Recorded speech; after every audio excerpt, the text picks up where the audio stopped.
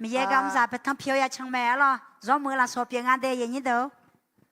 บ่ายนี้ผมไม่ใช่คนเทศหรือแบ่งปันแต่ผมแค่อยากจะมาพยานเรื่องชีวิตของผมก่อนสักแค่ที่คำหมดยาเจ้ร้อยขอยมเมกามาเงยเจเดชีวิตของผมเป็นคนจีนเกิดในเขมรอายุนั้นละบืชหายเจปากัมพูชาไม่ขังไปได้เลยหรอผมพูดภาษาจีนเขมรนะกัมพูชามึงอะลูยากัมพูชาที่ก็แม่หรอผมเกิดในครอบครัวมี9 คนพี่น้อง9 คนอายุเพียงไม่รู้คุยว่าโจมาเจเดหรอใครบ้างมีพี่น้อง9 คนโอ้มีค่ะอาจารย์มีทางโน้นมีทางโน้นมีทางโน้นมีอยู่ค่ะอาจารย์มีอยู่ดีใจด้วยขอบคุณพระเจ้าพี่น้อง9 คนในสมัยนู้นประมาณ50-60 ปีที่แล้วปรากฏว่าในประเทศเขมรสมัยนู้นเขามีการยิงกันปะทะกันสงครามเจอละเงงัดเชโกเจอละเงรออย่างนี้เด้อรอเงกึเบอร์อายามยาลังอ่ะพ่อแม่ผมเป็นคนธรรมดาไม่ใช่เป็นทหารไม่ใช่ครอบครัวคนผู้ใหญ่อะไรแต่คนทำหากินโยเพียนาโยอามาดานากับจ่าวเราตัวเวยามจ่าวตัวเวแต่ดาห้ามังเงอดานูมังเงอเราก็เหมือนพี่น้องรู้แล้วคนจีนส่วนใหญ่เขาก็เกี่ยวข้องการหากินน่าลับบืดน่าเบอจ่าขอโทษพอยบยุ่มไหมล่ะแล้วปรากฏว่าเรามีแต่การหากินแต่เราคนจีนชอบทำบุญมากน่าลับบืดชัวน่ากลังซานี่ก็ดูโดคุยรอยมหยาไหมล่ะเราวัดเราก็เข้าไอ้เครื่องกงม่าเราก็เอาด้วยไปซื้อยุ่มขออีลับบืดจ้องขอทอแล้วลูกไอ้จังอ่ะล่ะตรงไหนเราก็ไหว้เพื่อให้ได้บุญอากาศกลังซาแล้วเราก็อีล่ะเพื่อให้อยู่ดีแล้วความสุขแล้วสันติสุขกลังซานี่จะทราบวิดีโอราคาบิเชนี่แล้วล่ะปรากฏว่าสันติสุขที่ครอบครัวของผมเขาขอนั้นไม่ได้อันนั้นชาปคนนี้อันนี้ชาโอจิมาปูมงยังอาเจอย่างนี้เด้อเมื่อสงครามมาถึงปั๊บปรากฏว่าเขาไล่ครอบครัวของผมอยู่ในเมืองเขาไล่ไปอยู่นู่นแถวภูเขาเมื่อจะรู้คุยคือเบอร์ยามสลายเนี่ยยาสายามาก็จะก็ดวงเทเจในบิจอนในลาเจอยู่ในป่ายาสายามังผมไม่รู้จักต้นข้าวตอนเด็กผมไม่รู้เลย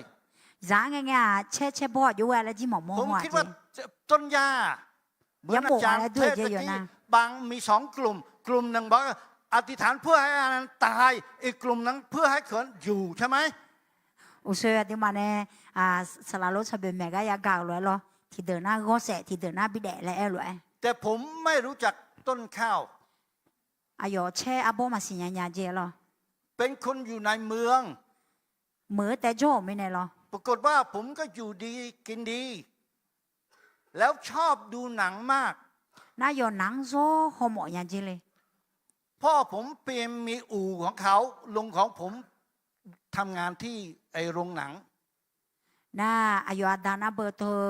โลละสาวโลตัวพังฐานแน่น่าอายุดาอื่นน่าเบอร์ลงหนังยังอ่ะสมัยผมเด็กๆเขาเรียนแค่ครึ่งวันน่าอยู่ฮะสังโบโจเธอเขาบอกที่ป้าโจแต่เจจากการเรียนมาพ่อก็ให้ช่วยพ่อทำงานเป็นช่างอู่รถน่าโจกันน่าอยู่ดังและโลละสากาโชบะพ่อหันไปเกี่ยวกับลูกค้าผมก็หันไปนู่นผมก็วิ่งไปดูหนังน่าอยู่ดาจือใบน่าอยู่ที่เจบิโอมาเจหนังหัวเยอะโอ้ชีวิตของสบายเลยกินก็มีไปเที่ยวก็มีทุกอย่างมีทุกอย่างอยู่เจน่าลูกยากูมาเจเราอยู่สังเงี้ยเราเอาเราลัวมียาอีกข้อยาอะไรเรามีแล้วพัดด้วยยังสิแต่ว่าในปี1975ที่พาหวยยาสีเชงอาหวงสงครามก็เข้าในเมืองคือเบอร์เจียาเราเขาไล่ครอบครัวของเราแล้วทุกคนออกจากเมืองไปเมืองในบิเทเจลปรากฏว่าอยู่ที่นู้นไม่มีอะไรกินนาทีจีมายาเจมาอยู่ในผัวโมโหคนในเมืองไม่รู้จักป่าเมื่อจอชหายาสายามาสิญญาพี่น้องดีกว่าพอพี่น้องอยู่ในแถบนี้เรารู้แต่ผมไม่รู้อะไรเลยอดีมานาจีสิญญาเสียขอยามายามาสิญญาหัวครอบครัวของผมอาทิตย์แรกที่เขาไล่ออกจากเมืองไป2 คนตายอาดังแบงเงและ บิเทเจเลียตังเบจงอ๋อเหรอเหยื่อชิเมเจ แม่ เราจะเพีย ผม อยู่ที่เรา มี ค ท้อน งเพิ่งคลอดลูกได้กี่เดือน ก็ลูกคนแรกตายในอาทิตย์แรก อ่ะต่อไป เดิน ก็ ไป ชี เดือนเมษา กามาบิก็คือโจช่างเอ็มยาล้อเราสิบาลานในช่างคุย น้องตายเราร้องไห้มาก ฝังน้องตามถนน เขาไม่ให้อยู่ เขาต้องไล่ไปอีก เราก็ฝังน้อง แล้วอีกถัดวันหนึ่ง น้องอีกคนหนึ่งตายในอาทิตย์นั้นสองคน กับแพงแต่ชี้หยาเราอย่างนี้เหยื่อเหรอ ผมร้องไห้มากผมว่าเห็นน้องตายต่อหน้า แล้วแม่ผมนรนทดมากผมว่าความตายในครอบครัวเรา ลูกที่ควรจะอยู่ไม่อยู่แต่ต้องตาย 而且阿妈个可能女小哦咯，左拍个大拍个会笑咩呢咯？ แล้วแต่ละคนในครอบครัวของผมตายเกือบจะหมด 那阿有票就只了会社会话就爱会咯，波提个咯是几个啦姐咯？ ผมเป็นผู้ชายคนโตในครอบครัว 阿有那都长啊里个呢咯？ ทำไมผมรอดชีวิตได้ 阿姐没那有大娘爱呢？ ในพระคัมภีร์นี้บอกอพยพบทที่33ผมแค่เล่านิดหน่อยบทที่33ท่านโมเสสคุยกับพระเจ้า และพระเจ้าทรงตรัสว่าเราพอพระทัยเจ้า แล้วเรารู้จักชื่อเจ้า 阿门。阿姐没那有也不应爱那，โดยสมบูรณ์มาสมเช็ดสุ่มละคุยมีแย่มุสิงไปอันไหนไม่หรองาน้องนึกข้องชิมยางาน้องมาเดลิมนะน้องสิญญามาและอันไหนคุยดองหรอ ผมเกือบจะตายหลายครั้ง อายุ我们家不西嘎可以嘛？姐， ใครชอบกินข้าวต้ม 好炸就冇说咗你好炸好补。 ยกมือสูงๆใครชอบข้าวต้ม ข้าวต้มที่พี่น้องชอบนี่พี่น้องสามารถกินทั้งเช้าทั้งเย็นทั้งอะไร3 ปีครึ่งได้ไหม 那么จะคือเมียจะมองมาไอ้เธอส่ง ข้า โก ว กื ต้ อ มที่เขาให้เรากินแต่ละมื้อช้อนหนึ่งข้าวใส่ในช้อนโต๊ะนั้น1 ช้อนและทำข้าวต้มกิน อายุจะช่วยพาไอ้เมียเราส่งโกกือย้อนนั่งนั่นลูกย้อนเบี้ยนั่นลูก 1 ช้อนข้าวไปต้มข้าวทำไมให้อิ่มได้ ไม่ได้เขาไม่ให้เราไปเด็ดผักเขาไม่ให้ไปหาปลาเขาไม่ให้ทำอะไรเลย ให้แต่ขุดดิน น่าคุยขอจ่าแล้วคุยขู่จ่าเฮ้ยที่จังเนี่ยเขาปุ๊บเนี่ยบิจ่าจะเอามาจ่าได้ยังเขาบอกเยอะมันบิใช่ยัดดูแต่บิดูเนี่ยแล้วหรอ ถ้าเราออกไปแล้วเขาจับได้ ถ้าเราออกไปไม่มีเอกสาร ค่าของจับได้นั้นคือตายอย่างเดียว น่าอยู่หาแล้วพระเจ้าดูเนี่ยชนในบิญญาณนะเออจีอาบัวมอมัดยานี่หรออ๋อหรอ เขา ตัว ไม่ ยัง หา มาเบอร์เสร็จแล้ว คำ อาเจ แก้ หรอ ตัว เขาไม่ มันน่าหาเจ โอ้ผมแบบนั้นเขาไม่ อาเจแล้วขอยังมาพันอาหารไหมเจ ผมชื่อแพน อายุแพนแล้วคุยเจ ผมไม่เปลี่ยนชื่อผม อายุชมยังมาผ้าเจเดอ๋อหรอ เพราะว่าพระเจ้าทรงรู้ชื่อผม มีแย่อายุชมยังสิญญามิเนี่ย อยู่ไปสหรัฐผมอพยพไป ไม่มีพ่อแม่ผมเป็นเด็กกำพร้า บาสหรัฐกับพ่อเยอะหรอเออเจมุ มี เฉียน ใคร เลยแล้ บ้าว ง เนี่ยเย ที่ อะ เป็นเด็กกำพร้าในข้ามกลางนี้ ไม่มีพ่อไม่มีแม่ ไม่มีอะไรเลย มีใครบ้าง มุเฉียนนุ่มแล้วที่ไกลมาจ่อแล้วมา ขอบคุณ จ่อ เจ้า ดำจ่อ มีคน มาโล ผมโตขึ้นมาอายุประมาณ11 ขวบไม่มีพ่อแม่ เสติโขบยังละหน้ามาดำพาจ่อมาเจ เพราะว่าตายไป ชี้จีมีเนี่ย ต้องดิ้นรนหาชีวิต แต่ยานี่ก็ดูย้อยแต่ตัวเตอพี่เตอเพี้ยหือล่างอ่ะหรอ พระเจ้าทรงเลือกผมตั้งแต่เด็กผมไม่รู้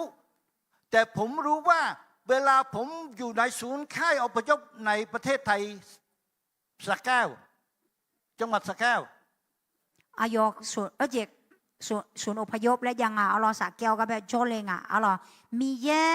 อายงสิญญาแม่แล้วยอมมาสิญญาหัวเจ ผมอายุประมาณ15 ปี เส้นอ่ะโขบยังละหน้า แล้วปรากฏว่าผมไปชอบแตะบอล อายกบอลที่แบก็โซไก่เจ ผมชอบเล่นวอลเลย์บอล วอลเลย์บอลแต่ก็ยกไก่เจ ไม่รู้เรื่องพระเยซู เยซูคาลิก็ก่อนนู้นมาสิญญาเจ แต่ปรากฏว่าผมก็เดินไปแตะบอล น่าอยู่แล้วก็มาชักชักบอลที่แบมาเจโจนังไงนะกลานะ แล้วมีโบสถ์แถวนั้น nào có ใน khởi ศูนย์ lo อพยพ ô tu thành nhóm giang เขาร้อง lo เพลง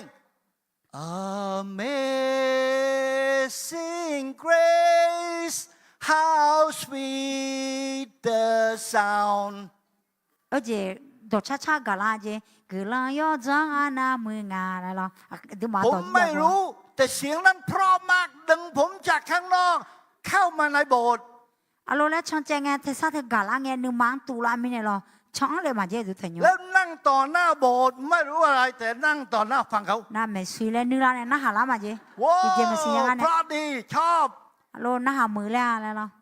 พระเจ้าทรงเลือกผมตั้งแต่ไหนผมไม่รู้ แต่พระองค์อารักขาชีวิตผมไว้ และให้ผมอยู่รอดสงคราม และเข้ามาเมืองไทย แล้วก็ไปสหรัฐ มีเยอะยองอายุเช็ดถ่ายแล้วนุ่มมาสิญญาหัวเจเอคนเนี่ยมีเยอะยองโบสาวเนี่ยยองไทยมือไม่ขังเฉียงเลยอเมริกาไม่ขังก็บีอินเนี่ยละไม่เจ ผมไม่เคยฝัน และไม่เคยคิดเรื่องไปสหรัฐ ที่จ้อยมาหัวเจพลามือยาอีเมลแล้ว ไม่มีในชีวิตของอยู่อย่างเดียว มีกินอยู่แค่นั้น อายุจ้อยยาจ้าอายุแดงอ่ะแล้วฉันดูแต่มาเจ ผมว่าผมเห็นความตายเยอะแล้ว ผมไม่แคร์ผมแคร์อย่างอิ่ม เชื่อเจเจยามอเจอมีเนี่ยรอยาจ้านั่ง ฉะ มา นั้น แล้ว ทุก เจ วัน รอ ผมชอบการกิน แต่ไม่เนี่ยจาก็สุกกาลอยาเจ แต่ว่าเดี๋ยวนี้อยากจะถามพี่น้องว่า ใครบ้างอยู่เพื่อการกินอย่างเดียวได้ไหม อ่ะเดี๋ยวมาจ้าดูเดอเลยช่วยจ้ามาโลจ้าแล้วแต่เดอจ้ามามาจ้าดูล่ะ พระเจ้าทรงนำผมไปถึงสหรัฐรู้ไหมผมเรียนบ้างทำงานบ้างอะไรบ้าง แต่ปรากฏว่าอยู่ไม่สุขพงเรียกผมกลับไปเขมรผมไม่ชอบ ตอนแรกเรื่องเขมรผมไม่เอา อายอมพลามิขังอิงอ่ะจอรอจอรอแล้วก็รู้จอมาเจ้าขอมีอ่ะยอมพักขั้วอายอมมามิขังพักคู่ขวาเจ้ เพ น้ำ ราะ มา ว่า ย้าย นั้น ไงเจ้มา เข ย้าย ม เลย รนำมาความเครียดและขมขื่นมากเลย ก็รออายอมมาเหมืองนั้นหนึ่งมาหน้าเจ้แต่ยาผู้ยามอมีเนี่ยหรอ คิดถึงพ่อแม่ผมตาย พี่น้องผมตายไม่มีอะไรดี ที่เจ้ยมือมันด้วยเนี่ยเจ้ยอมมาดาเชียยี่สิบเหมือนกันนะ มิชชันนารีมาถึงแล้วเขาก็พูดผมเห็นมิชชันนารีมาพูดเรื่องเขมรผมหนีไปเลย มิชชันนารีคำเมก็กงเงล้านะเจ็บอยู่มาเจ้ ผมไม่เอา มาเกยเจ้ แต่ไม่ทราบมันมิชชันนารีเยี่ยมอีกครั้งหนึ่งพระเจ้าทรงลากผมเข้ามา ใกล้ชิดกับฝั่งเขา ไอ้ขอมีอ่ะยองเชือเนี่ยบินอาหารเนี่ยดูไหนหลังอ่ะ ฟังเขาไปเขาท้าทายบอกว่าแค่เรามีอะไรบ้างแบ่งปันเขาบ้างแบ่งให้เขาอยู่ในความมืดไม่มีสมัยนู้นไม่มีอะไรเลย แม้แต่ไฟฟ้าไม่มี ที่เจมายังอ่ะเราเฮงไงยามหน้าเจมีจ่าแต่ขอมายาไม่แน่นว่าเจยังแล้วเจเบี่ยวรอแล้วเลิกกับบินเนี่ย ปั๊มน้ำมันที่เราเห็นอยู่เมืองไทยเนี่ยเขาไม่มีเลย ปั๊มน้ำมันที่มายังอ่ะเรา เขาจุดตะเกียงเล็กๆแล้วเขาก็อยู่แบบนั้นเหมือนชาวเขาชาวอะไรเนี่ย ที่คุมผ้ามาดูเนี่ยโจ อ เฮ ยู่ ยาม ใน เรา ตัวเมือง มือโจเดมือโจ เมื่อผมไปถึงปั๊บห้องเล็กๆประมาณเล็กกว่าประมาณห้องฝั่งโน้นน่ะบรรจุได้เลยเกือบจะ100 คน กูรอยตีแรกอ่ะอาหัวยากอ่ะแล้วรวยยันหนูอ่ะ เขา เจ เหมือนพี่น้องแหละไม่รู้อะไรรู้ว่าร้องเพลงเพราะเขาก็เข้ามารวมเข้ามาร้องเพลง ที่เจมาสิญญาก่อนเนี่ยอู้เทซ่าเดชาเทซ่ายมือแม่นะฮะมือแม่ละอู้เดือหรอ ตอนแรกผมไปถึงผมคิดว่าเขาไม่ต้องการผมเพราะผมไม่รู้อะไร ผมเป็นนักศึกษาอยู่ที่นู้นผมก็บอกปรากฏว่าเขาต้องการมาก อายุที่เจมาลัวแล้วอายุสมุทรยาแต่แล้วรู้หนูเลยล่ะว่าโนยอุลาเมดีและเอ็นเนี่ยล่ะ ที่โรงเรียนแล้วหัวหน้าผมชอบผมมาก อายุโรงเรียนก็เงโรงเรียนอายุยาเลย งาน นะ ได้ดี แล้วผมก็ลาออกไปขอมาที่เขมรเป็นมิชชั่นสั้น นาก็โจก็ไปชั้นหนาเนี่ยแต่ก็ไม่ชั้นหรือไรเจหรอ ๆแรกไป1 เดือน หลังมา2 เดือน หลังมา3 เดือน เวลาที่สี่นี่สี่สุ่มสี่เลยหรอ ปรากฏว่าทุกครั้งไปเราเอาเงินเราไปทำงานแล้วจ่ายหมดแล้วก็กลับไปทำงานต่อ อายุเอ็น่าก็จานเนี่ยจะพิวยูเลยพิวจีน่าโอเลยก็เลยจะยูเลยเลยหรอ พระเจ้ารู้จักผมดี มีแย่งานสินะแม่มีงานตาเปียวแม่ ผม ผมไม่ต้องขัดสนตั้งแต่ผมเป็นเด็กกำพร้าไม่มีอะไรเลยองค์เลี้ยงดูผมนำผมมาถึงบัดนี้มาเจอพี่น้องผมอยากจะยืนยันกับพี่น้องบอกว่าพระเจ้าสัตย์ซื่อมีแย่ยสิยโตมีแย่แม่ผมไม่เคยติดหนี้ใครที่ไอ้ที่โจมันด่าหัวผมปงให้ผมมากกว่าดีโดยซ้ำไปมีแย่ยางนามาเชฟบินเนี่ยสิ่งที่ผมฝันมาถึงปงให้ผมมานุก็โหจีมีแย่บินเนี่ยละผมก็เป็นคนที่ชอบในการรับใช้ทุกที่ทุกแห่งมีแย่กำกาซาเลมีอากาขอชอบการประกาศราคาเช็คเราต่อจากกากาจียาเลมีผมประกาศกับหลายคนไม่ว่าอยู่ประเทศเขมรอยู่สหรัฐหรืออยู่ไหนผมก็ประกาศทุกที่อากาอย่าอีกโลขอเนี่ยราคาเช็คเราต่อจากกาช่างมาเราก็อยากให้นำให้เขาไปสวรรค์มีแย่โจกาที่โกลัวเลหมอมีเนี่ยและนำไปพระเจ้าที่สัญญาให้ดีกับเขามีเยอะตัวมาสัญญาโยงาแล้วโยมังพิโมหมอมีเนี่ยบ่ายนี้หนุนใจพี่น้องยึดพระเจ้าไว้มีเยอะที่มาที่ตัวพระเยซูละมาเดอเราหยุ่มนักยามละเหมือนท่านยาโคบยึดพระเจ้าไว้ยาโกมียังอย่าชูจนกระทั่งพระองค์อวยพรเรามีเยอะที่มังกลังบิบิเปิดช่องฟ้าในสวรรค์นั้นเทลงมาตาเล่าพอกลังเดี๋ยวนี้ผมยังไม่เกษียณอายมาเกษียณเนี่ยสิยังไม่เกษียณแต่ปรากฏว่าผมเข้ามาเมืองไทยผมใช้พาสปอร์ตเขาบังคับให้ผมเกษียณพาสปอร์ตในละอู้แม่ถ่ายซังพอในนั้นเราอยากเกษียณอะไรไม่ได้ยุ่งยากเกินไปเกษียณโอเควีซ่าเกษียณวีซ่าเกษียณแต่ก็ไม่เป็นไรในเราทั้งสองคนก็รับใช้พระเจ้าพระเจ้าไม่ให้เรากังวลก็ให้เราสบายก็อยู่ถวายพระเจ้าฉะนั้นเหมือนภรรยาผมครอบครัวของเราบอกว่าเหมือนยอชัวบอกว่าผมและครอบครัวรับใช้พระเจ้ายอชัวงาห้องงาจะเจียมเยกำมาเอลวยอายุญาคนเนี่ยมาขังล่างญาเจเดียเราฉะนั้นขอบคุณพี่น้องที่ให้โอกาสที่พูดบ้างแต่เดี๋ยวภรรยาจะมาแบ่งปันอายามบินในเราบินเงกลังขึ้นมาเจล่ะขอบคุณมากกลังขึ้นมาเดนี่ว่าโยยิ้มดังละดาแม่เรา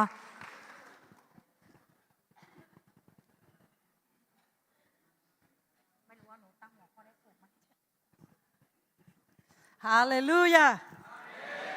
ขอบคุณพระเจ้านะคะตื่นเต้นมากกับการที่ได้มาอยู่ท่ามกลางพี่น้องอาขา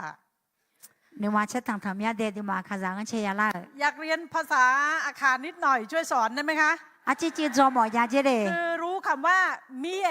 คือพระเจ้าใช่ไหมมีแยมีแยมีแยแต่ไม่รู้คำว่ายิ่งใหญ่มีแยโยฮืย่งโยฮืย่งกือโยฮืโยฮือ๋อมีแยโยฮืมีแยโยฮืนะพระเจ้ายิ่งใหญ่พระเจ้าทรงพระชนอยู่พระเจ้ายังทรงตอบคำอธิษฐานของเราพระเจ้าอยู่กับเราพระเจ้าอยู่กับเราที่นี่เวลานี้มีแยหัวมีแยเดวมีแยดินโจลูแม่เราหยุ่มอัศจรรย์มากจริงๆมีแยโจสังเลยพาเลยมีแยเปียอาจจะเล่าคำพยานนิดหน่อยอาจิสักขี้คำหมดเนี่ยพี่น้องจะเห็นเสื้อสวยที่ดิฉันใส่เนาะแพ้ของมึงอะโลดิฉันได้เสื้อนี้มาแบบอัศจรรย์แพ้ของเธอข้อสังเลยพาใส่จีเลยคือเราสองคนบอกว่าเราจะมาดูว่าพระเจ้าจะใช้เรากับพี่น้องอาขาไหมอาคาจังแบงอันอย่างเงี้ยสุงาหล่าและสิญญาณนี้ก็ดูฮอไลเจแล้วดิฉันก็คิดว่าจะขอหมายสำคัญแบบไหนนะอายุชาพังอะเฮมีเยอะเงื้อมังเงื้อและสีละนี่เอาแบบที่ว่ามันดูเป็นเหมือนเป็นไปไม่ได้อ่ะมาเปียเล่นยาพายแล้วดิฉันก็อธิษฐานอากลังชาอธิษฐานเมื่อวันอังคารเจอหลังเงี้ยจนเราจะยินยังไงนะบอกพระเจ้าคะมีเยอะลูกอยากได้เสื้อคลุมของอาขานะขาเพคันที่ข้างซาหมอยาเล่ลูกอยากจะขอให้พระเจ้าใช้ใครสักคนหนึ่งมาให้เสื้ออาขากันลูกแพ้คันที่ข้างบีบีเลยเซ่แล้วมีแบบแอบชอบสีด้วยนะน่าสีเธอก็ขอยาเล่ด้วยเจล่ะแล้วก็อธิษฐานเสร็จแล้วกำลังช่างอ่ะนะก็คิดอยู่ในใจนี่มาละคุยชันเนอเราขอมากไปหรือเปล่าวะเนี่ยเดี๋ยวชาเจ้าละเฮง่าเฮนะแต่แล้วก็ขอไปแล้วเอาชาเจ้าสอบวันที่6ก็มาถึงวันที่6เนาะวันที่6ก็มาถึงวันพุธมีนางเรามีนางแล้ว ก็นั่งมองตรงที่ป้ายลงทะเบียนดิฉันช่วยขายเสื้อเนาะ ก็แพ้หอังชอก็ลงทะเบียนกับจ้วหรอ ตรงที่ป้ายลงทะเบียนมีอาจารย์ท่านหนึ่งใส่เสื้อตัวนี้มา สลาทีกับแพ้หอังตะเข้าตุ้มได้แล้วท่านก็ยืนลงทะเบียนของท่าน ก็แล้วบอกจ้วชมี ดิ น ฉันก็มองดูเสื้อของเขา อายุแล้วจ้วมาเจล่ะ แล้วก็บอกโอ้ยเสื้อนี้เขาทำสวยอะชอบ แพ้หอังตะ มาก เข้า เล มื ย อ อะ แล้วยาเล่แล้วยาหมอเล่แล้วยา คือไม่ได้อยากได้ของเพื่อนบ้านนะ ชมยอซาหมอเนี่ยมึงเหร แต่ อ แค่ชมมาของเพื่อนบ้านเพื่อน ไอ้ บ้าน ขอ ทำสวย ย อะ มืองานแล้วหอมือแล้วหอมือ มันแบบที่เราชอบ งายาเล่หรอ แล้วก็บอกพระเจ้าอยู่ในใจบอก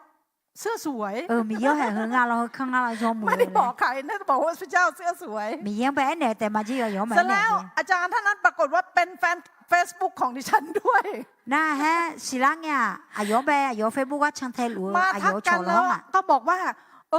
เสื้อสวยมากเลย หนูเพิ่งย้อมมึงอ่ะเดแล้ว เขาบอก เนี่ย เขาเพิ่งเย็บเสร็จเขาเย็บเอง ยูห้องอ่ะนะกูเอามาแล้วเนี่ยละแม่เรา แล้วเขาก็ถอดเสื้อออก นั่นแล้ว แล้วก็บอกอาจารย์มาลองดู ไอ้ที่โปตุมโฮเช่แล้ว แล้วในที่สุดมันก็เป็นของดิฉัน น่าย้อมพี่เนี่ยชอบ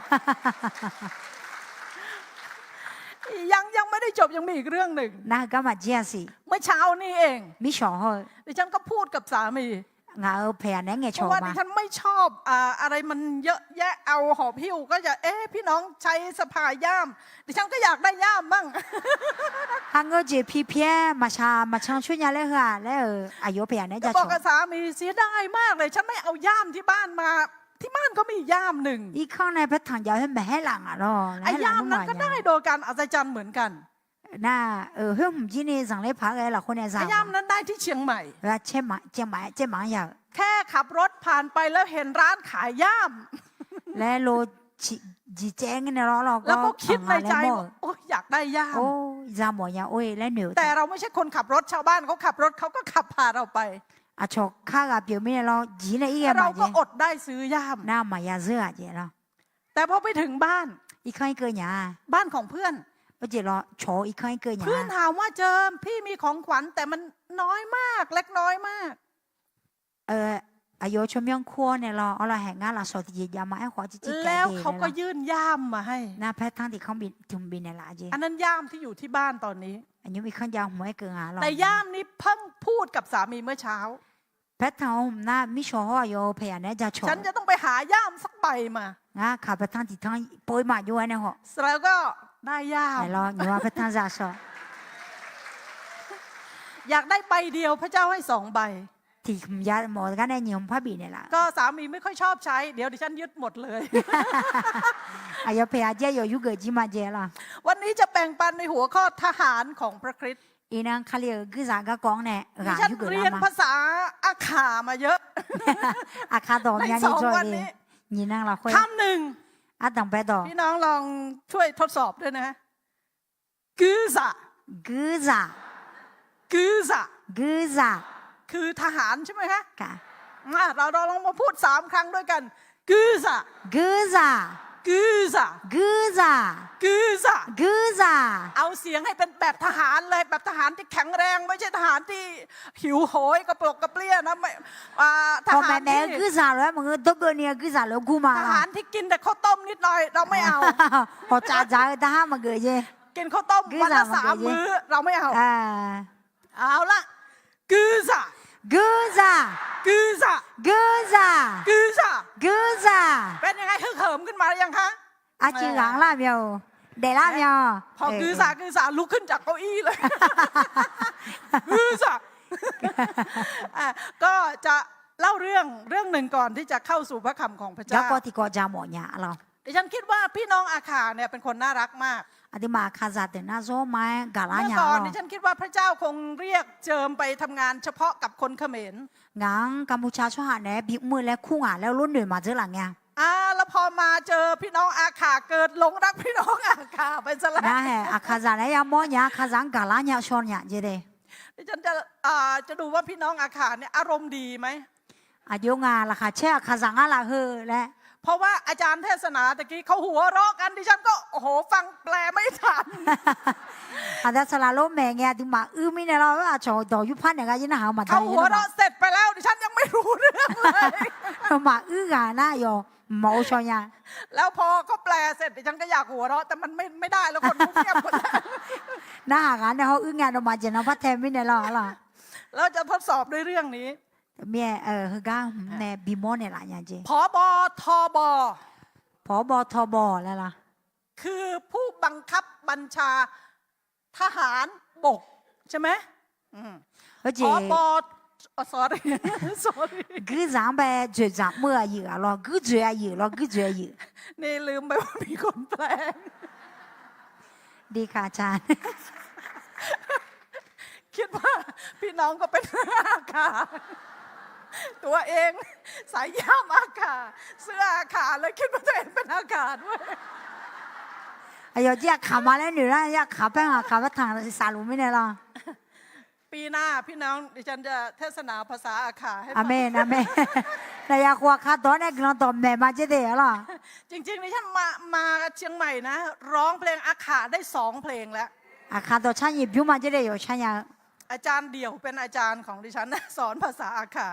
我有求สลาทีอันนั้นไม่ เอา ได้ ละมา ละ สู่เรื่องเล่ากันอ่ะเรื่องมีบอกว่าผบท ผบทรอ่ะ ผบทรมาเยี่ยมผบทบอ่ะ กูเจออยู่กูเจออยู่แบบ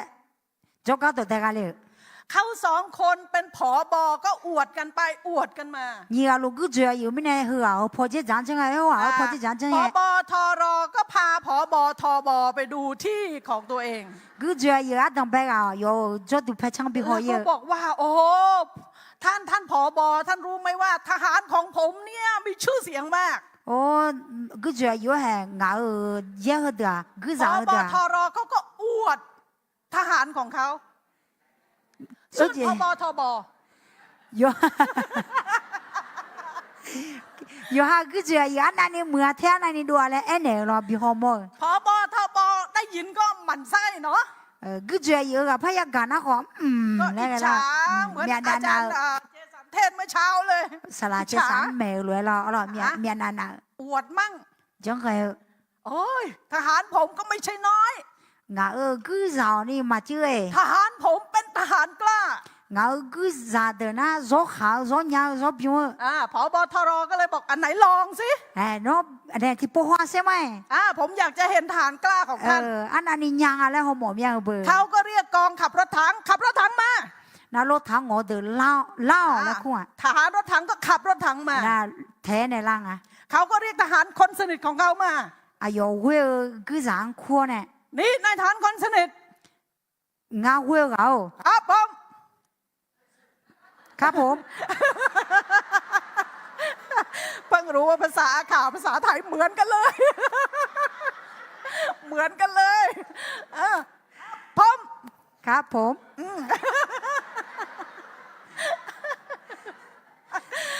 เสร็จแล้วนะนี่ยังไม่ถึงเรื่องเลยพี่น้องหัวเราะแหละ เสร็จแล้วก็เขาบอกว่าเจ้าอะไปเอาตัวของเจ้าไปขวางรถถังเอาไว้ โอ้เด้เห็นป่ะรถถังก็ไปยกชี้แล้วเนี่ย ไอ้ทหารคนสนิทผม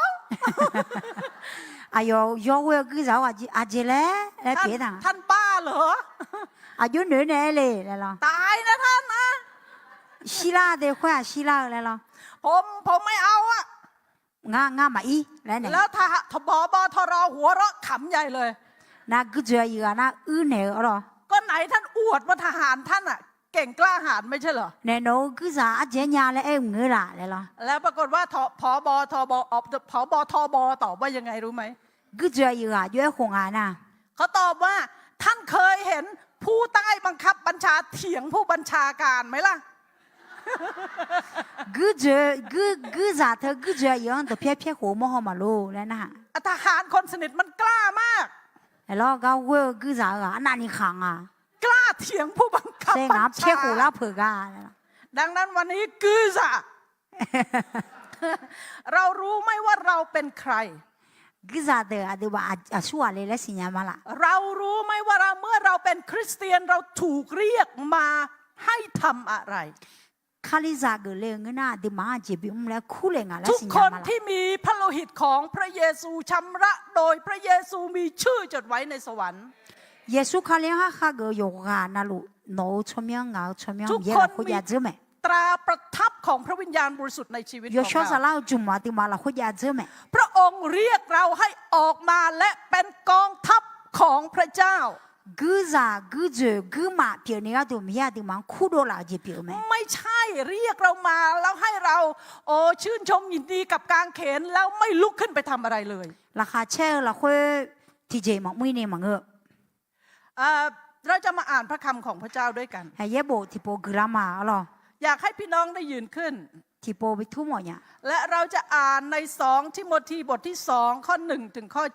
7 2ทิโมธีนะคะ2 ทิโมธีบทที่2ข้อที่1ถึง7 โอ้กัดยำงาเดีย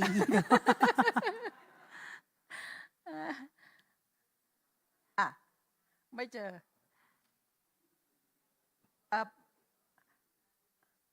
อาจารย์บูดอบอกว่าข้อพระคัมภีร์เยอะจังเลยตั้งแต่เริ่มต้นมาได้เขียนแน่เลยอาจารย์ค่ะอ่านเป็นภาษาไทย พี่น้อง ก่อนได้ อ่า ค่ะ นได้เนาะภาษาไทยเนาะพี่น้องฟังได้ส่วนใหญ่ฟังภาษาไทยได้ เหตุฉะนั้นบุตรของข้าพเจ้าเอ๋ยจงเข้มแข็งขึ้นในพระคุณซึ่งมีอยู่ในพระเยซูคริสต์จงมอบคำสอนเหล่านั้นซึ่งท่านได้ยินจากข้าพเจ้าต่อหน้าพยานหลายคนไว้กับคนที่ซื่อสัตย์ที่สามารถสอนคนอื่นได้ด้วยจงทนการยากลำบากด้วยกันกับทหารที่ดีของพระเยซูคริสต์ไม่มีทหารคนใดที่เข้าประจำการแล้วจะยุ่งอยู่กับงานฝ่ายพลเรือนด้วยว่าเขามุ่งที่จะทำให้ผู้บังคับบัญชาพอใจนักกีฬาจะไม่ได้สวมพวงมาลัยถ้าเขาไม่แข่งขันตามกติกากสิกรผู้ตรากตรำทำงานก็ควรเป็นคนแรกที่จะได้รับผลจงใคร่ครวญถึงสิ่งที่ข้าพเจ้าได้พูดเถิดด้วยองค์พระผู้เป็นเจ้าทรงประทานความเข้าใจให้แก่ท่านในทุกสิ่งให้เราอธิษฐานด้วยกันสาธุการแด่พระเจ้าข้าพระองค์รับรู้การสถิตอยู่ของพระองค์และรับรู้พระวิญญาณบริสุทธิ์ที่อยู่ท่ามกลางข้าพระองค์ทั้งหลายณเวลานี้พระเจ้าข้าพระองค์รู้ว่าพระองค์อยู่ที่นี่ทรงมองดูข้าพระองค์ทั้งหลาย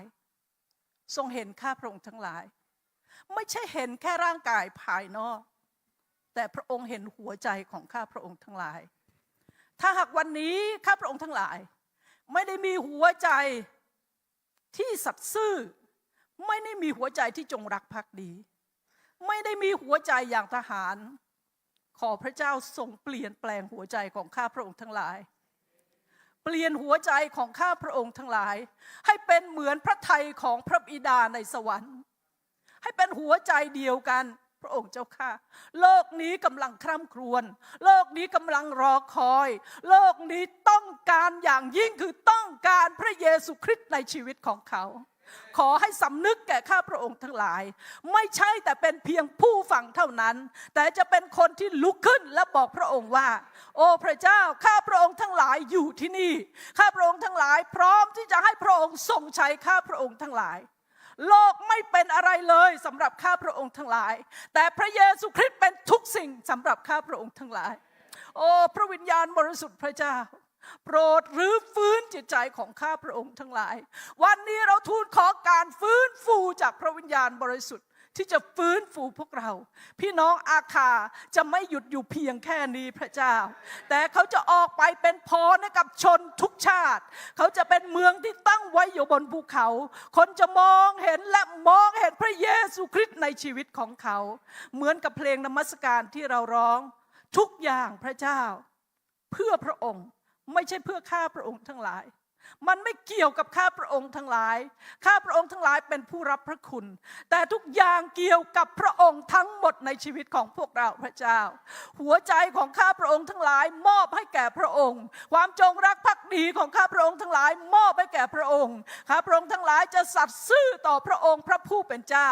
เหมือนกับคนถือเครื่องอาวุธของโยนาธานที่สัตย์ซื่อต่อโยนาธานและทั้งสองคนสัตย์ซื่อต่อกษัตริย์สัตย์ซื่อต่อประชาชน ขอหัวใจอย่างนี้ให้แก่ข้าพระองค์ทั้งหลายในพระนามพระเยซูคริสต์เจ้าอาเมนขอขอบคุณมากนะคะขอเชิญนั่งลงนะคะเราจะมาดูพระคำของพระเจ้าดิฉันมีคำถามหนึ่งที่อยากจะให้พี่น้องหันไปถามคนข้างๆถามเขาว่าฉันเป็นใคร 那哈谁弄个这叫俺别俺说俺嘞，俺说俺嘞那谁？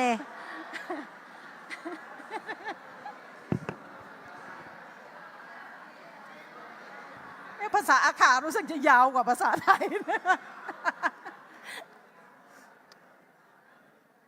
โอ้เกือบนาทีนะพี่น้องคิดว่าภาษาอาขายาวกว่าภาษาไทยไหมเนี่ยฉันเป็นใคร 俺说俺，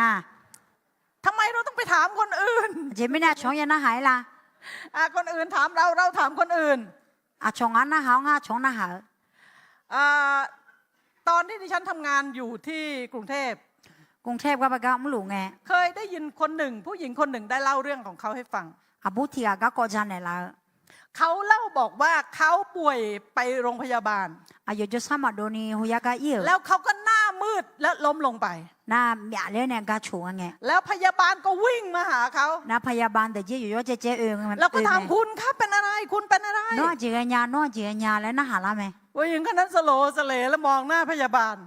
น่าอยู่ที่นี่เบิ่มเบื่อแล้วหมอหอ โอ้ฉันเป็นคริสเตียนค่ะ งาคาริซามาและเนี่ย ดิฉันจำได้ตลอดเลยเรื่องนี้ และหนูฐานยามีเจเรามังเงเลยยังเจ พยาบาลหมายถึงสุขภาพของเขา อายุยามุจะสะดวกก็คนน่าห่างเราพยาบาลเดินนะ แต่เขาหมายถึงตัวตนที่จริงของเขา ไอ้คนเนี่ยอายุเปียวเจอยู่ไอ้เนี่ยเราบัวกันนะ นี่จึงเป็นแบบอย่างของคริสเตียนที่ดี เฮือคาริซาโจกุพัก เราต้องรู้ว่าเราเป็นคริสเตียน ดีฮาคาริซามาเลยสิญญา เราเป็นลูกของพระเยซู เยซูคาริซามาเลย เรา สิญ เป็น ญา ลูกของพระเจ้า มีเยซามาเลยสิญ เรา ญา ต้องดำเนินชีวิตให้สมกับฐานะลูกของพระเจ้า มีเยซาลวยเกอเนี่ยดูมายาเด ไม่ใช่เรื่องการแต่งตัวของเรา และยำก็ดูมือดูมาดู แต่ มือ เรื่ แต่ อง มา ชีวิตของเรา เดซิมือนี่ ไม่ว่าเราจะแต่งตัวสวยรวยขนาดไหนก็ตาม มอตัวอันนี้ละจ้าบาจายาคนเนี่ย แต่ถ้าการประพฤติของเราไม่ส่อออกมาให้เราให้เห็นว่าเป็นเหมือนพระเยซูคริสต์ เดเจเดก็เยซูคาริเลยดุงาและมามือมามือ เรา โดน ทั้ง เนี่ หลายก็เขาก็ไม่รู้ว่าเราเป็นลูกของพระเจ้า มีเยซังอะไรที่ไอ้มาโมเนี่ย ดังนั้นเราเป็นใคร อาเดียชัวเลย เราเป็นคนที่พระเจ้าเลือกไว้ อาเดียมีเยเนเชื่อ พี่น้องภูมิใจไหมว่า เราเป็นคนที่พระเจ้าเลือกไว้ มีเยเนเชื่อชัวมาแล้วนึกข้องชิมาละ พี่น้องเป็นคนพิเศษพิเศษพิเศษ มือชัวมาแล้วดูมานึกข้องชิมาละ พระเจ้าแต่งตั้ง มีเยเดียว พระเจ้าใช้ไป มีเยซูมือ พระเจ้าให้เราทำงานที่ทรงเกียรติ เผือกาดูมาบิอุ้มเนี่ยละ พระเจ้าเลือกเราเป็นผู้รับใช้ อายุกาบิอุ้มเนี่ยดูมาเช่นเนี่ยละ ตะกี้สามีดิฉันได้เป็นพยาน อุเชอายุพยากาสักที คำพยานของดิฉันก็คือ อายุสักทีน่ะ ตั้งแต่ดิฉันรับเชื่อพระเยซูคริสต์ เยซูคาริฮากูน้องเนี่ย ดิฉันก็มีหัวใจที่อยากรับใช้พระเจ้าตลอดเวลา 有叫那路米也干么的嘛ถวายตัวรับใช้พระเยซู 但是大毛耶稣卡里干么 แล้วก็มีฉายามาด้วย 啊用什么样苦命之家咩 เขาให้ฉายาดิฉันในคริสตจักรใจสมานเขาเรียกดิฉันว่าเป็นหญิงเหล็ก 在สมานคาริซาโมยองไปรอซุ่มจะมีซุ่มแล้วก็จะซุ่มมันก็เลย ทำงานบ้าจะเป็นจะตายเนี่ยมันเหมือนเป็นเหล็กมันไม่เหมือนเป็นคน ซุ่มรัวก็เจอนี่แกแล้วก็มูค่อยมานานนี่เชื่อ แล้ว หรอ เมื่อดิฉันไปเป็นมิชชันนารี 哎呦ไม่สีก็เลยไม่ชนะนี่ก็เลยนะ เขาก็ให้ฉายาดิฉันไม่ใช่ถามใช่ไหม 哎呦คุมยังพัดยาสิเจ เขาให้ฉายาว่ามิชชันนารีที่นอนกลางดินกินกลางทราย อ่า แปลไม่ออก แปลไม่ออก แต่พี่น้องเข้าใจไหม ส่วนใหญ่เข้าใจค่ะอาจารย์ส่วนใหญ่เข้าใจ คือจะเล่าตัวอย่างให้ฟังแล้วกันมีวันหนึ่งที่คริสตจักรใจสมานน่ะมีมดกองทัพมดมาจากไหนไม่รู้ขึ้นไปหอพักชายหอพักหญิงเต็มไปหมดเลย 在สมานคาริ而且คาริซามูกาจงเงลอรอเจอะหัวกันเนี่ยล่ามันสิเจเลย ดิฉันก็เดินกลับมาจากเยี่ยมเยียน อันนั้นอาลีอยู่พอดาเล เห กา นื่อย ยำ ขา ม่วย ล่า เจ งมาเพื่อนบอกว่าเฮ้ยอย่าไปนอนบนหอพักนะตายแน่ๆเลย น่าเจยอค่ะด้วยเราคุยช่างอะไรงก็ทายุเลเดและเนี่ย ดิฉันก็บอกว่าเฮ้ยเหนื่อยมาก น่า จะ ก็ นอน ด้วยยาแล้วรออยู่จี ก็บอกเนี่ยพวกเราหนีไปนอนกันห้องประชุมใหญ่หมดเลย บาห้องประชุมใหญ่ก็ไปอยู่ที่เยอะอร่อยอยู่นะ ฉันบอกเอ้ยมดไม่กัดมิชชันนารีหรอก มิชานาเลียอาโหมาก่อละอะไรล่ะ แล้วก็นอนไปทั้งมดเต็มทั้งหมด แล้ว เลย เรา นั่ โห น เจ้า น่ะ ของเราอยู่มาเจ้ แล้วเพื่อนก็สลับกันมาวิงวอน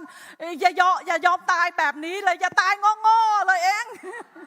แล้ว有朝今你拉拉眼拉满街了，喂，都来他西的，然后呢，他比搞晒的了。 ฉันก็ตอบว่าถ้ามดแค่นี้กลัวไม่ต้องไปเขมรหรอก โอ้โหฮิแต่งกูไม่บากับคอมเมนต์ก็มาพาเรื่องงานแล้วล่ะ เช้าตรู่เพื่อนมา ชอยน่าอยู่ชอละ เอ้ยยังมีชีวิตอยู่ไหม ได้รู้มาแล้วแล้วนะฮะล่ะเจ้ บอกสบายดี ได้รู้มาสิจะซัดดูมาม ดไม่กัดมิชชันนารี อาโหอ่ะมิชานาเลี้ยงมาก่อนละ ที่น้องลองดูนะ ใจฮอดใจฮอดเอ้ามิชานาลีไปเที่ยวเกยงอ่ะเหรอก่อนละว่ามึงนะ เราต้องมีความภูมิใจ ย้อนๆนี่ข้อเชื่อใจยา ภูมิใจในการเป็นผู้รับใช้พระเยซูคริสต์ มีเยอะก็ยับเมื่อก็ดูนี่ข้อชื่อดูยาอ่ะ ดิฉันไปรับใช้ในประเทศเขมร บาคอมเมนต์มีของกับมึงเลยไง โอ้ลำบากยากไร้มามากมายกายกอง เช้าแล้ว เคยกินข้าวต้มกับเกลือด้วย สะดือร้อนจะ สามีไม่ยอมแตะเลย เดี๋ยวจีอ่ะน้ำมาถึงจีนี่ละ เขาขมขื่นมาก โอ้นึกมาละคนนึกมาเนอะ ออกมาจากอเมริกากันพาลูก2 ขวบมาแล้วต้องมากินน้ำข้าวต้มเนี่ยนะ อเมริกาเนี่ยดูแล้วหัวจ่าละเลยค่ะไม่มีช้าสัญญาชัว ผมจะไปทำงานกับวายแวมแล้วเขาบอกว่า วายแวมก็นี่มาเลย แต่ฉันบอกมาด้วยความเชื่ออยู่ด้วยความเชื่อ นึกจังละคนละนะนึกจังละคนจ่อแล้วเนี่ยมาเจ๊ แล้วก็เอาข้าวต้มไปนั่งที่บันไดกับลูกคุยกัน2 คนลูก2 ขวบ อายอซานี่ขบยังละนี่แนวจ่ามาเจ๊ ปลอบใจลูกมันอร่อยนะลูกนะ คือเมียเด้แล้วเนี่ยคือแล้วเมียเนี่ยละ เราไม่ได้กินทุกวันเลยนะ อยู่นั่งน่าลงมาอยากจ่าเด้ นานๆเราจะกินสักครั้งหนึ่ง เมียขันที่ปวนอยากจ่าแต่ คนนั้นหน้ามืดไปหมดเลย อายอเพียนะ แต่พระเจ้าของเรายิ่งใหญ่พี่น้อง มียายอหือแม่ เราเป็นทหาร อาดิฮาคือซาเปีย อย่ากลัวอดตาย จังเนี่ยชีกันทา อย่าก กู ลัวลำบาก ชากาทากู เมื่อเราเป็นทหาร อาดิมาคือซาเปีย เรา นะ ที่จะพร้อมไปข้างหน้า แม่ชีพอเลก็ดูยาดังละ ฉัน ทา ได้รับพระพรตลอดที่นั่งเรียนกับพี่น้องมาตลอด อาดิมาเนี่ยเนื้อเนี่ยจงเนี่ยกุลังซาเลย อา เนี่ย จารย์ทุกคนเป็นพระพรมากจริง ก็แม่ละสลายโยกานาลูกุลังเพียเนี่ยหลังเลย ๆ ขอบคุณพระเจ้า มีกุลังจะเชื่อมา ดังนั้นพี่น้องเราเป็นใคร อาดิฮาสุวาเลยอย่างนี้เด้อ เราเป็นทหารของพระเยซู อา คริ ดิ สต์ ฮาคาลีเยซูคาลีคือซามา มีผู้รับใช้ท่านหนึ่งที่ฉันไปเยี่ยมเป็นผู้รับใช้ที่เชียงรายนี่เอง เจหาละคนจ้องรัวมีก็มุ ท่าน สาเที พู ย ดคำหนึ่งที่ดิฉันเห็นด้วยมากจริง อายอที่ดองเงินเนี่ยละ ๆ การรับใช้ มีก็เมื่อ ลำบากมาก เช้าแล้ว แต่สนุกมาก ไอ้ขอบยอแล้ว ขอดูมือสิทธยาวิบาลหน่อยนะครับ แน่ การรับใช้สนุกมากแต่ สลัดเดอร์สลัดเดอร์ ลำ น้ บาก องมาแล้วน้องมาละคุยกันเนี่ยโมโมญาอ๋อสลัดเดอร์เหรอ แต่ทุกความลำบากเป็นความชื่นใจ มีก็เมื่อเช้าละคุยเบียวแล้วอ๋อข้าเช้าจีขอนึกมังหาเบียจี นั่นคือความสุข คุยนึกซาโอละค่ะเช่ มีชีวิตเพื่อพระเยซูผู้สิ้นพระชนเพื่อเรา คาเลียก็ดูเดเยซูคาเลียเดอร์ก็ดู ไม่ จี มี เบีย การ เลย ให้ไหนที่มากเกินไป อะดือฮันเบียที่เจ้าเจอมาอย่า ครอบครัวเราไม่ได้เสียสละมากเกินไปเพื่อพระเยซู เยซูคาเลียก็ดูที่เจ้าเจมาบีเจ และไม่เคยเสียสละมากเกินไป ที่จอยอาเจมาบีเจ มีแต่น้อยเกินไป จูเจอแล้วมึงเอ็ดนะ ตลอดเวลา37 ปีที่ฉันรับใช้พระเจ้า สมเชื่อสีหัวยมีก็มลาเหอ ไม่ทำงานอย่างอื่น อยู่จียมา 37 ปีมีเกือบ30 ปีไม่มีเงินเดือน สมเชื่อสีหัวมีก็เมื่อสมเชื่อหัวบาลาสิเพื่อมาอย่างนี้ พระ เมื่อ เจ้าเป็นความชื่นบานของข้าพเจ้า เยซูคาเลียบีบยังไหนกันเปียมีเยอะ นี่คือทหารของพระเยซู มีเยอะกุซ่า ภูมิใจในการเป็นทหารของพระเยซู กุซ่าเปียกันนึกข้องชิมีย แบกกางเขนโดยไม่ปริปากบน ลายาบ่าวเนี่ยมาท ม น อง ชา หาจิตวิญญาณที่หลงหายและแทรกตัวเข้าไปในทุกอย่าง เบียวเยสลาโปโมเนี่ยก็อุยมา ดังนั้นเราเป็นใคร อาดิมาสัวเลย เราต้องรู้ว่าเราเป็นใครในพระเยซูค เย ริส ซู ต์ คาเลียละค่อยอาดิอาสัวเลยเลยยาสิ เราเป็นทหาร อาดิเยซูคาเลีย อยาก กุ มา ซ่า ดูว่าทหารคืออะไร กุซ่าเจียและมา พี่น้ พั อก ง ปุย คิด เนี่ย ว่าทหารคืออะไรคะ กุซ่าเจีย ทหารของอาคาเป็นยังไงบ้าง อาคาคือสาอยู่อ่ะ สำหรับทหารไทย ไทยคือสานะ ดิฉันให้3 อย่าง ซุ่มเจ ผู้ที่จับได้ใบแดง ใบแดงใหญ่จ้าอ่ะ จับได้ใบแดงก็เป็นทหารใช่ไหม ได้ ใบดำหรือใบแดง โยนเน่เน่แล้วใหญ่ ใบแดง นะเบ สิ อร์ อ่ะ คือสายเปียแมว ทหารคือคนที่จับได้ใบแดง คือไทยคือสานะโยนเน่ใหญ่อ่ะ แต่ทหารที่ดี คือสายโยมืออ่ะ คือทหารที่จับได้ใบแดงแล้วดีใจ โยนเน่ใหญ่ยาวล่ะค่ะเชื่อหัวมันเจมือคือสา ไม่ใช่เสียใจ หนูเช้าเหมือนกันกำลังเวลเหมือนกัน ในที่นี้คงจะมีคนเคยจับได้ใบแดงใช่ไหม ดีว่าโยแต่อะไรโยนเน่ใหญ่จ้า บางคนอาจจะน้ำตาไหลเสียใจ นี่ฮะนะเมียบิงโยโตแต่บิโด กินข้าวไม่ได้ เช่หนูเช้าหอมมันจะ แต่ทหารที่ดี มือคือสา จับได้ใบแดงแล้วดีใจ โยนเน่ใหญ่ยาวล่ะค่ะเชื่อ ทหารคือ คือสานี่เจที่เจ ผู้ที่พร้อมจะหันหลัง ให้ทุกสิ่ง โยเจน่าหลวงชีพเนี่ยก็ดูตั้งละถ่า เมื่อทหารจะไปเป็นทหาร ดาฮักเกยแล้วกันไง เขาละจากพ่อแม่ อามาดังอย่าเบี้ยอ่ะ เขาละจากภรรยา อยู่ห้ามีสังอย่าเบี้ย ถ้า เจ เป็นผู้หญิงก็ละสามี แล้วละลูก สังขออย่าเบี้ยเจอ่ะ พระเยซูตรัสว่า เยซูคาลีใครที่ไม่ละทุกสิ่งตามเรามาเป็นสาวกเราไม่ได้ โยเจน่าลูเบี้ยวเนี่ยงานมันมาช่างไทยล่า ไม่ ช่วงหา ควรค่า หา แก่ สาระ การ มา เป็น เปลี่ยน สาวกของพระเยซู งานสารลังมาเปลี่ยนยาและเย ดัง ซูคา นั้น ลี ทหารคือคนที่พร้อมจะไป แต่ไม่แน่คือสารและเถื่อน เมื่ เลื อ อ ดิ ก็ ฉั ดู น แม จะ วพ ไป อแล้วดังละ กัม ถ่า พูชา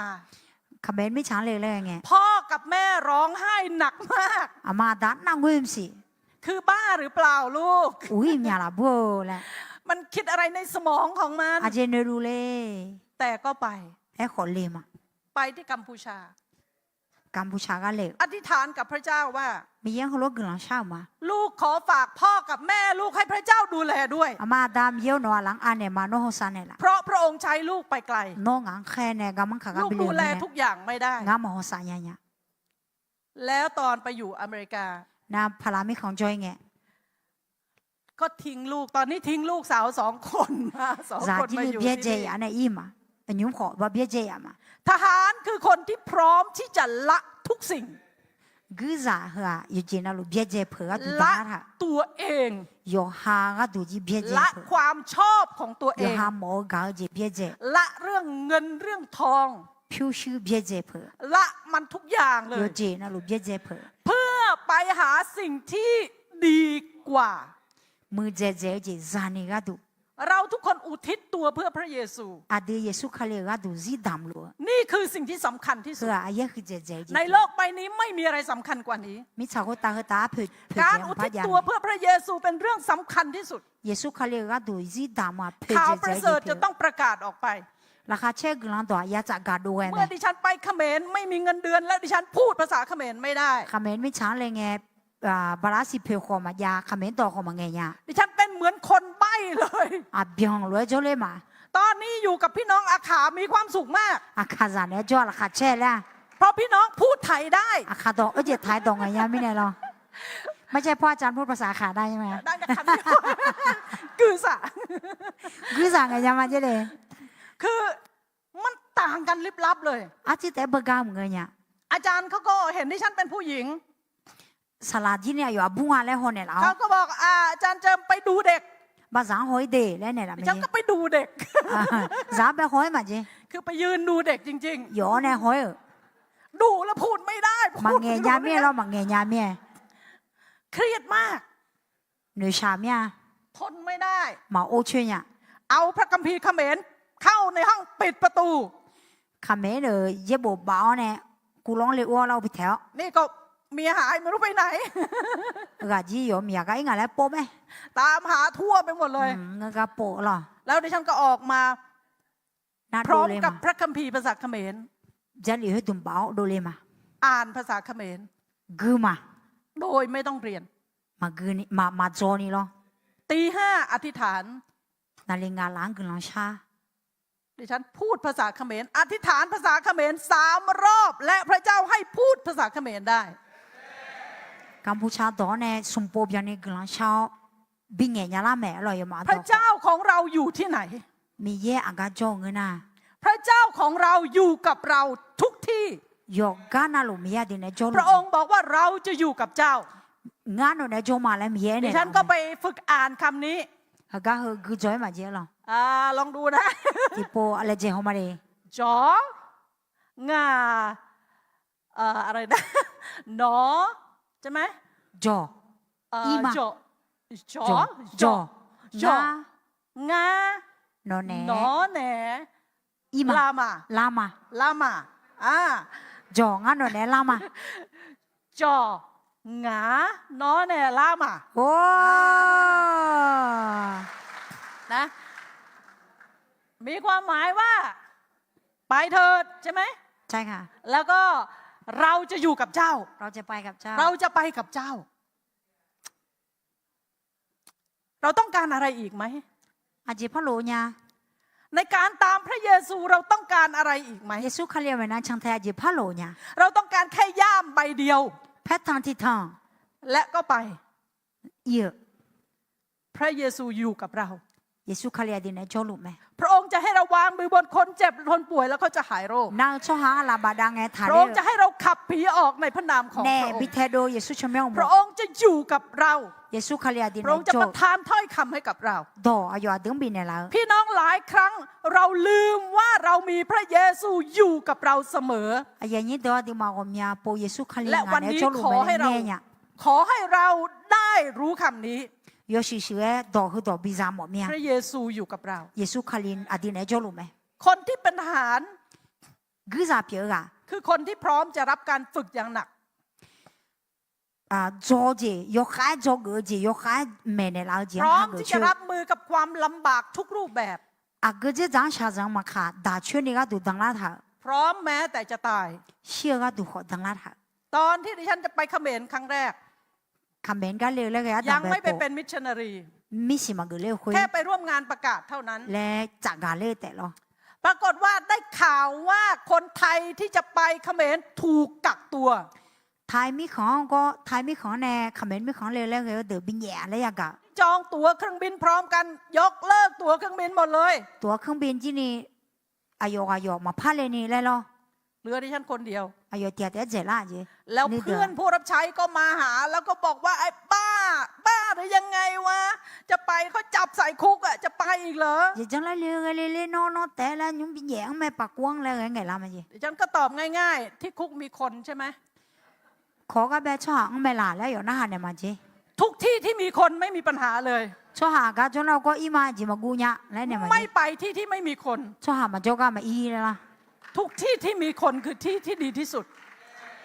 cho hàng cho cái mười giờ cho tụi bé trong mẹ lại là ให้เป็นความภูมิใจของเรา nếu không xia gì bị biểu เรายอมที่จะลำบาก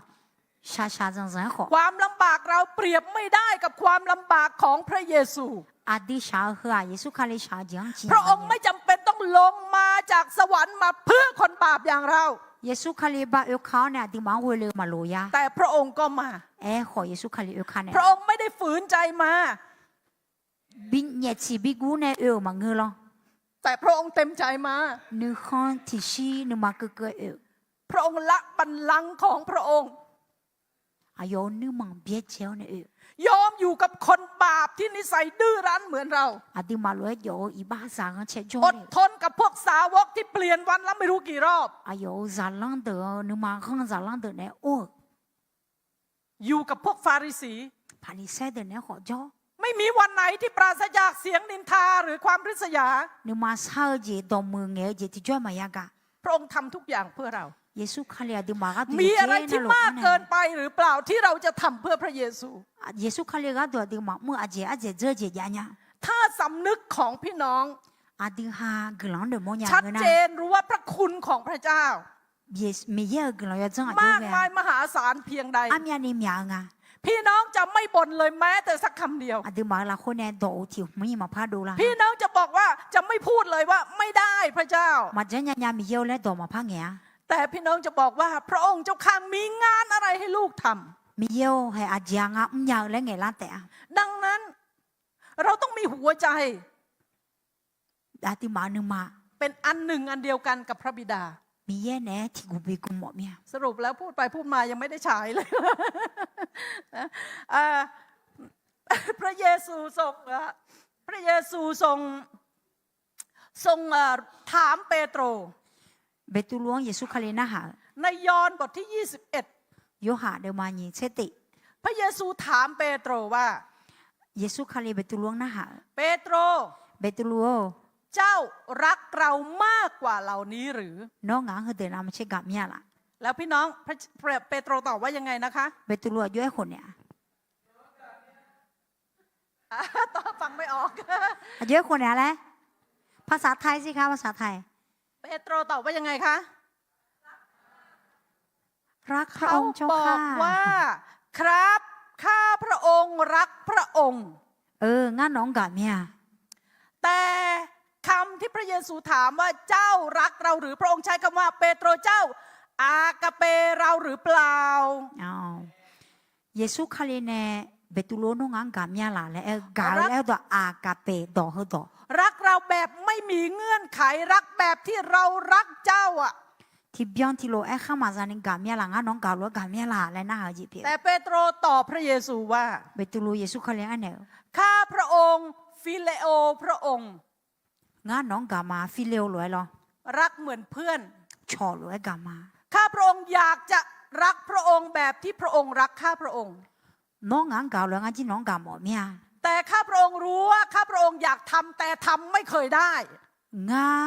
นหมอของงั้นมาอุ้มยาและสิญญามา เปโตรยอมรับความอ่อนแอของตัวเอง เบตุโลโยฮากาบาบาจิงฮาก วันนี้พวกเราทุกคนก็รักพระเยซู อาดิมาเยซูคาลีกามา เราแค่ยังรักพระองค์ไม่เท่ากับที่พระองค์รักเราเท่านั้น เยซูคาลีดึงกานาเนี่ยดิมากาญา และ เนี่ยมัง ข้อ โนมา นี้เราต้องขอพระเจ้าช่วยเรา ไม่เนี่ยดิมามีเยอะชาวบ้านเนี่ยละและยา ช่ว ชาย ข้าพระองค์ให้รักพระองค์เหมือนที่พระองค์รักข้าพระองค์ด้วย มีเยน้องงังกาลงั้นน้องกาญานี่และกลัง พี่ ยา น้อ ชาง นี่เป็นสิ่งสำคัญ เฮออาเยโซคือเจ ถ้าหากพี่น้องอาขามีหัวใจที่รักพระเยซูแบบที่พระเยซูรักพี่น้องอาขา อาดิมาคาซาเยซูคาลีกาเยซูคาลีดึงกาแล้วกาญาเงินนะ การฟื้นฟูใหญ่จะเกิดขึ้นในอาขาทั่วโล เรื่อง ก สานะคุณเดียวบุมา มั เป็น นละ จะ แต่ เกิดขึ้นในอาขาทั่วโลก อาคาซาเงินเช ถ้าเพียงแต่เราจะรักพระองค์แบบที่พระองค์รักเรา เยซูคาลีดึงกาแล้วกาเฮอบดาเนี่ย เราเป็นเหมือนเปโตร เบตุลูลวย อยากทำแต่ทำไม่ได้ หมอกันเนี่ยหมอมเพียงยา แต่พี่น้องเราสิ้นหวังไหม อาดิมามันเนี่ยทุก เราไม่สิ้นหวัง เงออร่อ เราพยายามแล้วพยายามอีกเราล้มเหลว ดิมาเลเจคนเนี่ย แต่มีผู้หนึ่งที่จะมาเป็นคำตอบและช่วยเรา กาช่วยงานเนี่ยดึงชบากาจอลูมา เมื่อพระวิญญาณบริสุทธิ์จะเสด็จลงมาเหนือเราทั้งห โย ลาย โชสลาดึงเช ฮาเลลูยา อาเมน ฮาเลลูยา อาเมนอาเมน พระวิญญาณบริสุทธิ์จะเสด็จลงมาเหนือ โย เรา โช ทั้ง ส ห ลา ลาย ดึงเชจะ และเราทั้งหลายจะสามารถรักพระเยซูเหมือนที่พระเยซูรักเรา อดีฮะเยซูคาเลียง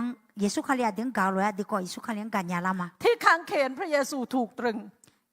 ดักคนละยังเยซูคาเลียวิตาเสม พระองค์ตรัสว่าเทเทเลสไต เทเพเนสไตน์และเยซูคาเลียเม คือราคาที่เราควรจะต้องจ่ายที่เราติดหนี้ถูกชำระโดยพระเยซูโดยการตายของพระเยซูจ่ายหมดครบถ้วน อาดิมาจิโยช่วยจิมาเด ให้เราตบมือสรรเสริญพระเจ้า อาเมนอาเมน ฮาเลลูยา อาเมน สรรเสริญพระเจ้า มีกำลังจะเชื่อมา ดิฉันจะอธิษฐานนิดหนึ่ง กำลังจะช้ำหมด พี่น้องให้เราใช้เวลานี้เงียบนิดหนึ่งขอบคุณพระเยซู สิ่งที่พระองค์ทำต่อข้าพระองค์ทั้งหลาย ผู้เป็นคนบาปหนาบาปตัวแต่พระองค์เจ้าข้าแทนที่พระองค์จะพิพากษาลงโทษข้าพระองค์ทั้งหลาย แทนที่พระองค์จะเผาข้าพระองค์ทั้งหลายโดยไฟให้มอดไหม้แทนที่พระองค์จะตรึงข้าพระองค์ทั้งหลายที่กางเขนแต่พระองค์ลงมาด้วยพระองค์เอง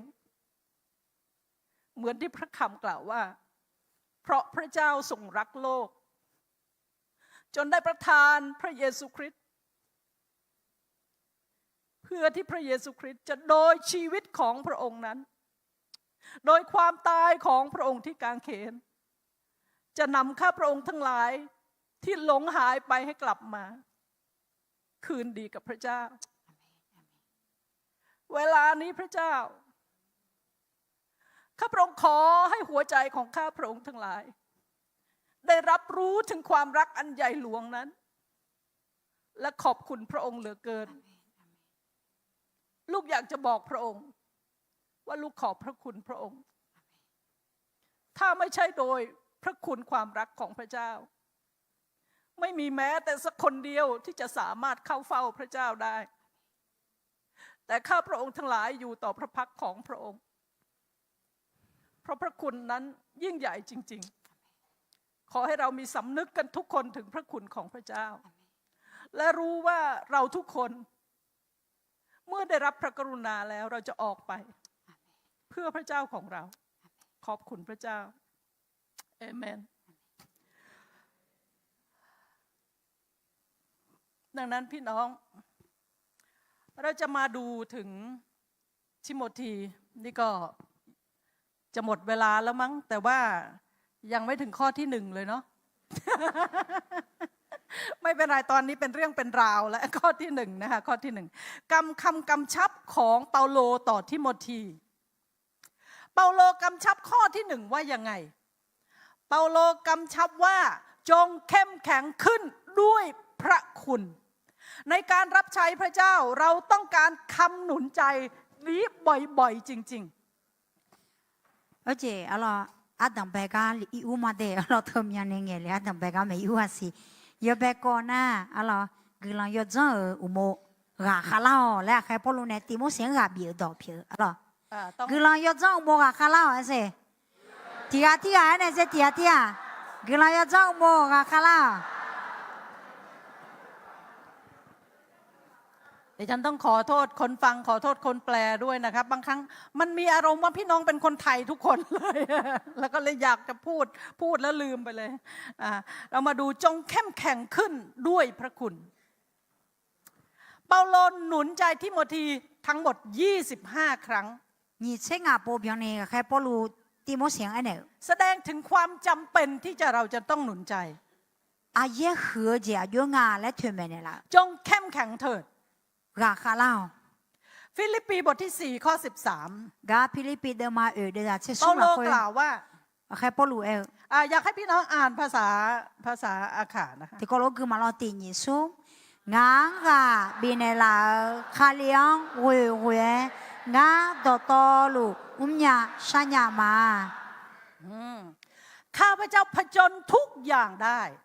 ยเจนาลูยาชัญญามาผมทำทุกอย่างได้ยเจนาลูยาชัญญามานี่คือความมั่นใจของเปาโลเฮือกแค่เปาโลนี่ขาดชุมเจและก็ควรจะเป็นความมั่นใจของพวกเราที่เป็นกือสาของพระเยซูด้วยกือสาเปียกดีคนนี้นี่ขาดชุมข้าจะไหมอะไรอย่ามองเห็นว่านู่นก็ปัญหาอันนี้ก็ปัญหานั่นก็ปัญหา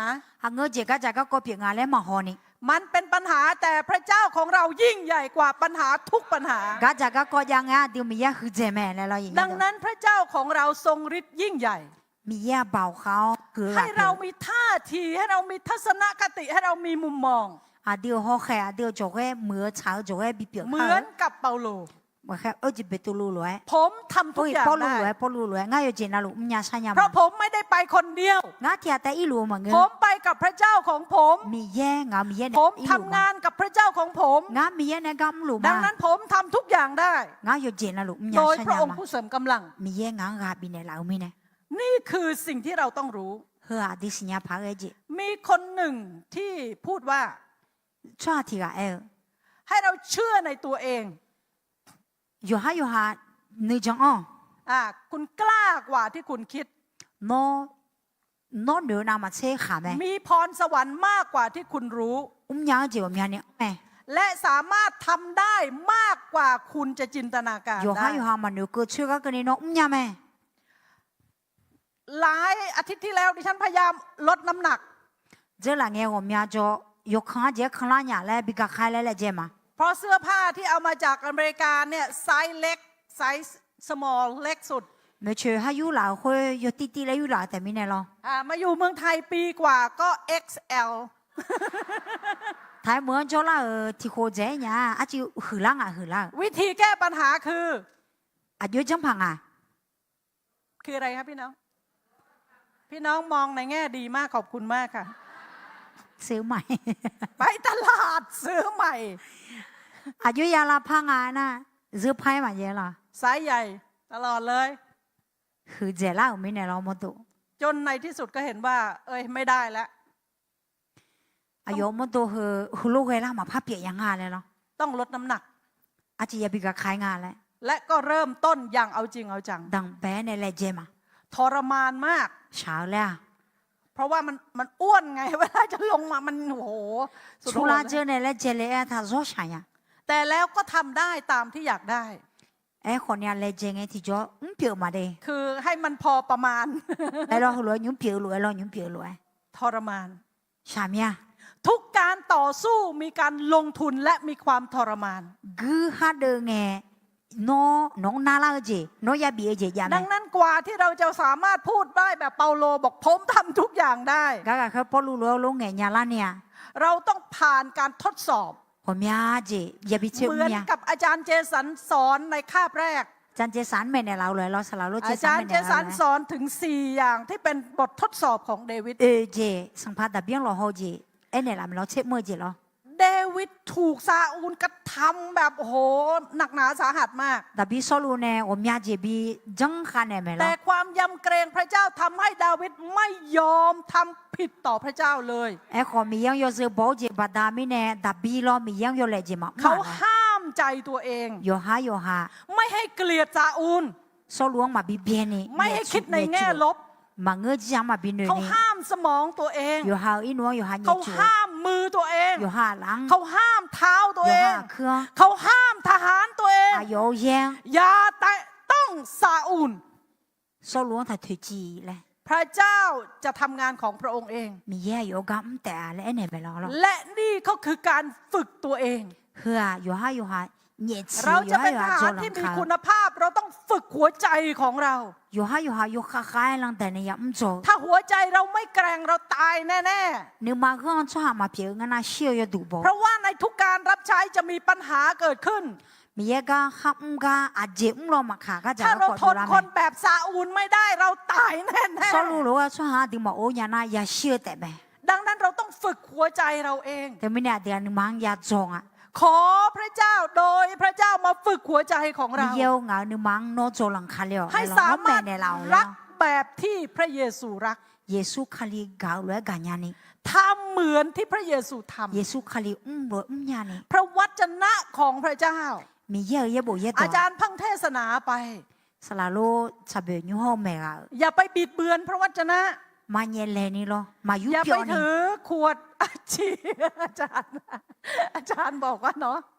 อย่าไปถือขวดเหล้าแล้วก็บอกว่าขอให้ถ้วยนี้เลื่อน ยี่บ้ามาจากชีท้าเนี่ยเฮอบิเยเซ่และแม่นี่หรอ ไอ้ข้อนี้ดิฉันไม่ต้องแปลเลยนะ ฟังแล้วเดาออกเลย เออมาบิยุดอนี่หมอหอเนี่ยขอศิลามีเจหรอ พอลืมตาถ้วยยังอยู่นี่หว่า หมอลาบุรอมนึเบียยา หมดเลย เบสูจีมา เราจะไม่บิดเบือนพระวจนะ เฮอล้วยมายุเปียวอ๋อเหรอเยบุเยดอ คนที่บิดเบือนพระวจนะจะไม่เคยเปลี่ยนชีวิตของตัวเอง เยบุเยดอหายุเปียวชั่วหาอยู่หาเดซิมาพา เพราะพระวจนะมีไว้สำหรับเปลี่ยนชีวิตของเรา เยบุเยดอเดียวเดซิพาและยาวบดามินะ มีคนบอกว่าคนจะอ่านพระคัมภีร์และเข้าใจน้อยมาก เยบุเกอเนี่ยวุโชชั่วหาอจิงแต่งงานและเอ แต่ ลชอ เมื่อ จ เขา ง อ่านพระคัมภีร์ผ่านชีวิตเราเขาเข้าใจแบบละเอียดเลย เอขอเยบุเยดอเดียวเดซิยังเนี่ยชกึงไงที่จะ ดัง อุโช นั้นพ จี ลังอำนาจของการประกาศพระเยซูคือชีวิตและคำพยานของเรา แต่ไม่แน่เยซูคาลีก็ดูที่มาจากการจงกันไงที่จะอเดียวเดซิเปียกไม่ได้เยซูคาลีอายุ เรา อะไรดี สา มั้ มารถทำได้พี่น้อง อเดียวยาชาญาไหม เราจะฝึก อเดียวโจนา เราจะฝึกไม่นินทา อายุโจงไงนะชงมาจากบุมาจากเดิ เรา น จะฝึกไม่อิจฉา เมียนามานานี่ เราจะฝึกไม่โกหก จำยอมาเมียนี่ เราจะฝึกอย่างละเอียดละออทุกอย่าง ดูย้อนเนี่ยดีโจเกอ เพราะเราอยากจะเกิดผลเพื่อพระเยซู อดีเยซูคาลีก็ดูอาศิสิเลมอม เพราะเราเป็นทหารของพระเยซู อดีเยซูกึซาเปียกไม่เนี่ย เราเป็นสามารถเป็นได้ยิ่งกว่าที่เราคิดว่าเราจะเป็นได้ อดีเนื้อนามาเชื่อดีเปียกยังไหม โดยพระเจ้า เชื่อกันละคน ดังนั้นหนุนใจกัน แต่ไม่น่ากาบีบอก หัน ยัง ไปหาคนข้าง ที่กาบีเช่ ๆ แล้วบอกว่าจงเข้มแข็งเถิด กาคาเล่ากาคาเล่ากาคาเล่า จงเข้มแข็งเถิด จงเข้มแข็งเถิด นะให้เราเข้มแข็งเถิด กาคาเล่าอ๋อเหรอ ใน เอเฟซัสบทที่6ข้อ10ถึงข้อ12เอเพสูอ๋อเหรอเอเพสูเดมาโกเดียเชียงในเชียงหญิงละคุย เราคงไม่เราอ่านก็ได้อ่าน ฮาโลเอทังอ่ะอ๋อเหรอที่ก็รู้คือข้าวติญิซุมงาอายุอันนี้เดออาซาซาตัวเฮลอยมาโนมาสังพามีเยอะละคุยกาคาอายุบ่าวเวียกาคาลาโนมามีเยเนบีเนลากูเดคือคาตัวโตหลวงตุโมเนเนสังพาแม่ชื่อบตัวลาสุญญาณียอจีทาวอาเจมิเนเอนาอาเดกูเดเดอชีฮอชาจียงเดหลัวมังอาเดเฮเดงเดหลัวมาซังเดอายาเดมิชายอซัง会打包要的好มองจอยอจอสาลาเดเดหลัวมา หัวข้อที่สอง จอ อยู่ในข้อที่สองของ2ทิโมธีได้บอกว่าจงมอบคำสอนไว้กับคนที่ซื่อสัตย์ นี่ก็ที่ก่อนหน้าอ๋อเหรอเสือติโมเสสมบูรณ์เกิดรวยอ๋อเหรอง านสำคัญของผู้รับใช้ อาจารย์อาเจได้สอนเมื่อคืนนี้ มิจิสลาลัวจีคนเนี้ยติบังแม่เนี่ยละอ๋อ บ เหร อ อก ว่าโมเสสมีโยชูวา โมเสสนะยสูโจไหม แล้วก็โมเดคายก็มีเอสเตอร์ โมดาแกนาเอสตาโจไหม เอลียามีเอลิชา เอลียานาเอลิเซโจไหม เปาโลก็มีทิโมธี ปอลูนาติโมเสสโจไหม ดังนั้นความสำเร็จของการรับใช้ของเราจะไม่สิ้นสุดที่เรา แต่ไม่แน่อดีหามีกะมือหาดึงหามาเดือ เราต้องสนใจในการส่งต่อให้คนอื่น อาชงบีจานยานี่ก็ตัวดีอะไรเจลไหม งานรับใช้ไม่ใช่ให้สปอตไลท์ส่องมาที่ตัวของเรา มีกะมือยอเสียดึกแต่บีบยา เพราะ มั มันไม่เกี่ยวข้องกับตัวเรา อดีหาเนี่ยมาตามิเนี่ยหรอ มันเกี่ยวข้องกับพระเยซู เยซูเขาเลี้ยงตาเจเปีย ดัง มิ นั้ เนี่ นเราทุกอย่างเราทำทุกอย่างเกี่ยวข้องกับพระเยซู อดีหาเจเยซูเขาเลี้ยงตาไหม นั้นเราต้องสร้างเขา ไม่แน่อดียาโจยาคา มีคนบอกว่าคำว่าคริสเตียน คาลิซาและเอว ในพระคัมภีร์ใหม่เขียนไว้แค่3 ครั้ง เย็บบุยสิเราค่อยสมปงเงถาแต่อะไรเอ คำว่า ไหม ผู้เชื่อ จองโซหาและเอ มีเขียนไว้แค่2 ครั้ง นี่โปเอเกถาแต่ แต่คำว่าสาวก เอขอจันลงเลย เขียนถึง269 ครั้ง นี่ยาโกเชโกโปเอเกถา เราทุกคนจะถูกสร้างให้เป็นสาวก อดีโยกานาลูจันลงเปียนี่โจเนี่ยคันเนี่ยละไหม และคืองานยิ่งใหญ่ของเรา น่าเหือเหือกา เราจะประกาศเราจะสอนเขา อดีจากการโจกาอดี เรา เมเน จะ โจ สร้าง เนี่ย เขา อดีเมเนโจ เรา เนี่ย จะ มา ส่งเขาออกไป อดีอายุห้ามแค่ดูเอมา แล้วเราก็จะประกาศแล้วเราจะสอนสร้างและส่งออกไป นากาเฮทิโปแล้วพัมจัดได้เลยมา งั้นเราต้องสร้างสาวก แต่ไม่แน่อดีจันลงโจกายังไหม คริสเตียนในยุคของเราต้องการแบบอย่างผู้รับใช้ที่ดี อดีสักขาจีน่าเอาเรามีกามจ่าเหออาชอโจกดูเปียนี้ก็ดูลงอ่ะ เราทุกคนต้องสำแดงให้เห็นว่าเราไม่ใช่เป็นแค่ผู้ที่เชื่อในพระเยซูเท่านั้น อดีเดซี่อ่ะจองชอหัดแต่งานและแต่บิโมมังเงอ แต่เราคือผู้รับใช้พระเยซู อดีเยซูคาลีก็ดู ดี กา เอล ม มู ชอ ดี หังา ได้พูดถึงคริสเตียน3 ประเภท เดียวมูดีคาลิซาสุ่มเจียงเงคือทำไม คริสเตียนประเภทแรก อาดังเบคาลิซา อยู่ในยอห์นบทที่ โยหะเดียวมาสุ่มละคุย 3เขาพอใจกับการเขนของพระเยซู เยซูคาลีได้ขอละอย่างหนึ่งข้องเชื่อ โอ้ข้ารักพระเยซู โอ้ข้ารักพระเยซู แล้วเขาก็นั่งอยู่ตรงนั้นเลย ไม่ขยับไปไหนเลย เยซูคาลีงานน้องกาญาโองานน้องกาเลยและดอชาเยอะเยอะช้าช้าพวกคนนึกพื้นฐานเนี่ยโจคาลิซาเดอร์นาบาติ คนประเภทที่ คาลิซานี่เจติเจ 2ดีเอลมูดี้บอกว่า เดียวมูดีเอล เขาเป็นคนที่ดีกว่าคนประเภทแรก อาดังเบเดนามาเชื่อจิมือดาเจ แต่ อา มี เม น้อยกว่าคนประเภทแรก เอขออาดังเบเจนามา คน เชื่อ พวก จิ นั้น เจ เขาไปถึงใกล้น้ำพุแห่งชีวิต ชู咯，但是比如ชูไปเลยก็ไง แล้วเขาก็ไปนั่งอิ่มเอมใจกับน้ำพุของพระเจ้า 那没有出个呗，你看提西有个就就。 เขามางานฟื้นฟูเขารู้สึกดีดี 阿罗嘞，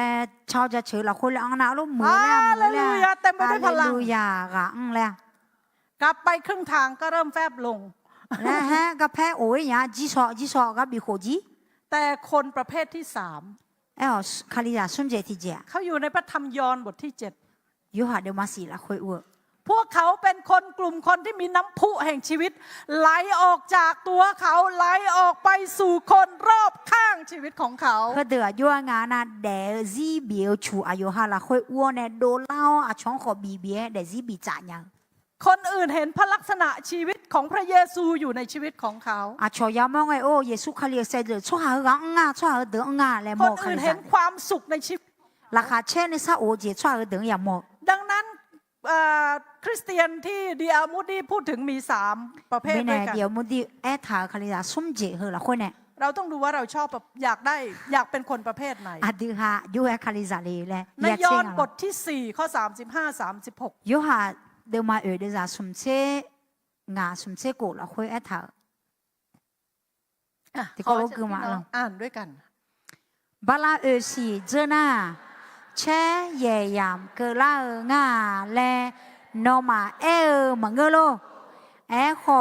งานอมังเนี่ยเมียงลาเยเดลาเชยังเมียนหัวเบียวหัวเชเซกาหัว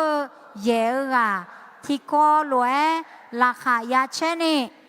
เยกาอาเพซาวอุมามาเบียยาซีบิเดอาซี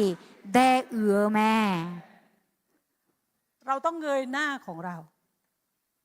เงยหน้าของเราและมองดูทุ่งนาของพระเจ้า อันที่ห้าวัวเลือกอ๋อเหรอมีเยอะแต่กังหัวเขา เรารักใครเราก็สนใจความรู้สึกของคนนั้น กาเจนึกมาเงินน่ะชอยุ่งงานและหัวดัวเนี่ยนึกมาเบีย ถ้าเรารักพระเยซู เยซูเขาเลี้ยงกันนะ เราจะสนใจว่าพระองค์อยากได้อะไร เยซูเขาเลี้ยงอาจจะกึมองงาน อยากให้เราทำอะไร ยาสิยาอาเกจะเป็นมองงานแล้วเดียเชื่อมื่อ แล้วเราอยากทำให้พระองค์ น่าดื้อเนี่ยมอจีหรอ ไม่ใช่เวลาอีกนาน เดี๋ยวอย่างมึง แต่เวลานี้เป็นเวลาที่เราจะลุกขึ้น ไอ้หมอน่ะแม่หูพออย่างมึงไอ้ของยุ่มเนี่ยดัง ให้เราหันไปพูดด้วยซึ่งกันและกันเวลาใกล้จะหมดแล้ว หันไปคนข้างซ้ายข้างขวา ที่ไอ้เนี่ย แล้วก็พูดกับเขาว่างานรับใช้สนุกแต่ยาก มีเยอะมาโย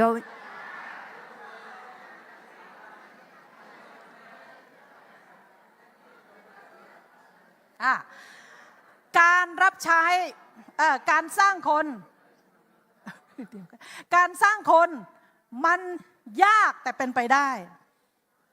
นะมันยากแต่เป็นไปได้ จะลังโจอ่ะโยชากันเนี่ยเพียงได้ยังไหม จงทนที่3จงทนต่อการยากลำบากด้วยกันกับทหารที่ดีของพระเยซูคริสต์ แต่ไม่แน่อะไรกูจะเนี่ยที่ก็รู้ว่าชาจังตาเขาเยซูคาลีเนี่ยอะไร ใน2ทิโมธีบทที่4ข้อ7ถึงข้อ8บอกว่าข้าพเจ้าได้ต่อสู้อย่างเต็มกำลังข้าพเจ้าได้แข่งขันจนถึงที่สุดข้าพเจ้ารักษาความเชื่อไว้แล้วต่อแต่นี้ไปมงกุฎแห่งความชอบธรรมก็จะเป็นของข้าพเจ้าซึ่งองค์พระผู้เป็นเจ้าผู้พิพากษาอันชอบธรรมจะทรงประทานเป็นรางวัลแก่ข้าพเจ้าในวันนั้นและไม่ใช่แก่ข้าพเจ้าพวกเดียวเท่านั้นแต่จะทรงประทานแก่คนทั้งปวงที่ยินดีในการเสด็จมาของพระองค์ด้วย เขาก็ไอ้เถ่าอะไรชาจังจังขอเนี่ยโอ้และชาจังจีก็เลยงโอ้ไม่ได้เลยแล้วเราไอ้ทางอะไรนักไอ้เถ่างาก็เดียวเหมือนเดียวงาเจ็บพายเรือก็มาเจริญมางาจังจีสิตอนนี้เนี่ยเทถามาเนี่ยเทลามายุ่มชาวโตอุจังงาก็ดูแลมันถาแม่อันนั้นคนนั้นก็เลยไงชาวโตเราคุยอยากขัดได้กับเพื่อสัมภาระสุอาอุโคคุยสิงานบินละแต่งานแต่มึงอายุจะขาเลกาเก่าชัวร์ยกกานาหลวงขอบินแต่และไอ้ทาง ดิฉันคงไม่ต้องสรุปหมดทุกอย่างนะเพราะว่าผู้รับใช้พระเจ้าหลายท่านก็ได้ เทศนาจากหัวข้อเดียวกัน สอนจากหัวข้อเดียวกัน 妈妈那个高恒有张打脸呢，我们家个 ดิ 没 ฉัน 来 จะ 面 มา，สรุปตรงคำนี้ 他们呢到底当什么呢？有 ท 张 หาร 有 ทุกคน 个啥有啊那路， มุ่งทำให้ผู้บังคับบัญชาพอใจ 个主要有你看心里没来着没？ ใครเป็นผู้บังคับบัญชาของเรา 啊，说啊的个主要有啦， ใครเป็นผู้บังคับอ่ะ 耶稣看里面 เอามา 了， กือจ้ะ 个啥？ ใครคือผู้บังคับของเรา 啊的个主要耶稣啊， พระเยซู 耶 พระ 稣 เย 看里 ซูเป็น 了， ผู้บังคับบัญชาของ 耶 เรา 稣看里啊的个主要有表明了。 และเราจะมีชีวิตที่ทำตามบังคับบัญชาของ 有 พระ 没 เย 呢 ซู ？耶稣看里还爱乱的嘛，超个都来嘛。 ดิฉันจะสรุปอาชีพ3อาชีพแล้วก็จะจบที่นี่ 这我们告诉讲的歌呢， พระคัมภีร์ 几 พู 毛 ดถึ 命， งอาชีพทหาร 噶咋个歌，而且也无啦会， พระคัมภีร์พูดถึงอาชีพของนักกีฬา 个咋个好切来一个他， และพูดถึงอาชีพของกสิกร 那我们咋好多来一个他， 3อาชีพเป็น3อาชีพที่ต้องใช้กำลังอย่างหนักเลย 和松节路哈，有多也来这个表没， และต้องฝึกฝนอย่างต่อเนื่อง 蛮难你来也唔做也唔打也唔舍这表没， เพื่อจะได้ชัยชนะ 咋样你个都， เพื่อ 哈嘞 จะได้ 你个都 กำไร แต่เปาโลบอกว่า 啊还不如呢， ผมไม่ได้ต่อสู้เพื่อจะได้กำไรที่ร่วงโรยไปได้ 我咋啦说会女一个啦说啥你我切 แต่ 路 ผม 嘛个。 ต่อสู้เพื่อจะได้รางวัลซึ่งไม่มีวันจะร่วงโรยไป มันยืมาก้อยละสอก็ดูงารู้จีเปีย เรา เล ได้ ย ฟังอาจารย์แดเนียลพูดถึงเอริกลิตเติล สลัดเนียนเอล่าไม่รอเอาเรา ที่ เทีย เขา บ เป็น ก็ นักวิ่ง อายุและเจอ แล้วเขาไม่สนใจในเหรียญรางวัลโอลิมปิกของเขา แล้วก็อายุละสอเหรียญเขาก็มาเนี่ยเรามา